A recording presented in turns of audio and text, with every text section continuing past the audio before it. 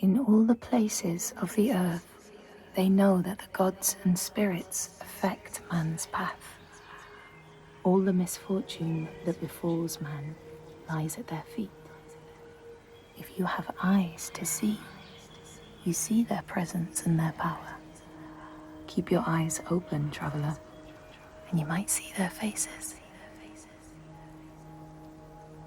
Here, they once said that Loki lies imprisoned in a cave, trapped by his enemies, who set a serpent above to drip venom on his face. His wife, Sigyn, sits beside to catch the venom in a bowl, but when she must leave to empty it, the poison falls unabated. His pain is so great that he thrashes and writhes. And here above, we see the earth shake and break apart. Across the sea, they know that the earth is carried in the arms of a giant. When he is vexed or injured, he may not carry his burden so gently, and the world will feel his anger and pain. In a land far away, they say the winds are trapped inside the earth. They try always to make their escape, and they buffet and beat on the walls of their prison, causing the earth to quiver. And when they break through, they make their escape. They explode out in fury. In the lands of your birth, people live hidden too, in the hills and stones. They may be the remnants of a godly race who lost a war with giants and, finding the world changed, retreated into silence. But you still see their carvings and circles from the time when they walked among men.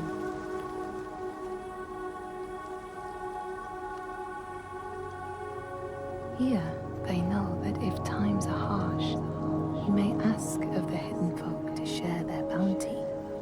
And if you are strong and wise and good, they may hear your plea and send you aid.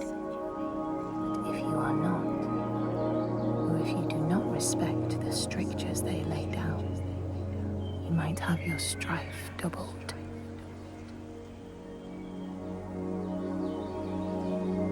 In the lands of your birth, and in these lands too, they know that people can be taken by the secret fair ones. If you are not careful and do not keep to the pathways, you may find yourself among them.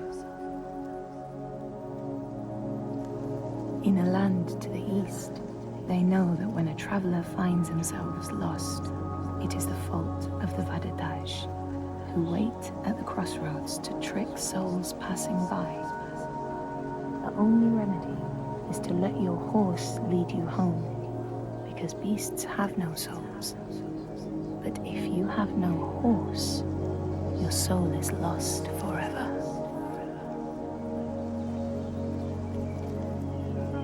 In this place, they know that sometimes the hidden folk will take their children and leave another in their place. These children may look the same as their own, but will be dazed and far away, or ill-tempered. And you know then you have a changeling in your house. In this land, when people cannot raise their children, they will leave them in a sacred place for the hidden folk to take and care for. Sometimes these children come back, but it is said that they are changed, with a wildness in their eyes, and their parents do not want them. These people know that children who have died uncared for can return as Útburður, small ghosts clad in fluttering rags. When there are storms, they may cry as they did when they were human, and will look for their mothers until they find them, and never leave them again. In this land, you may catch sight of the Landdisasteinar, the spirits who embody the sacred places, the rivers and rocks. Do you see the Lady of the Mountain, the Fiak Kunan, who bathes in the waterfall and lets the drops fall on her shoulders? In the heart of the Northlands, they know the storms are born of the Oshkuredi, the hunt of Odin. The huntsmen ride horses with eyes of fire. Their weapons clash like thunder, and it is best to hide inside, lest your spirit be called to join them. In your lands, traveler, they know that the Kailif, the hag of winter, is the one who hurls sleet and snow upon the land. She lives in a sea rock and rules the waves of the roiling winter ocean with her blackthorn staff. She strikes the ground to destroy the shoots of growing green, so the winter will lie long and low on the land. These people know that the sea god, Ran, sets out nets to trap sailors and drag them to her world. She sends the waves, her daughters, to wreck boats so she will have more men to take. And jealously, she pulls them down beneath the water. People here speak of warriors who can transform themselves into bears when they are enraged. Their skin becomes hide so thick no sword or spear can break it. When King Hrolfr fought Skald, many people saw a great bear fighting beside him, who killed more men with its paw than any 5 soldiers.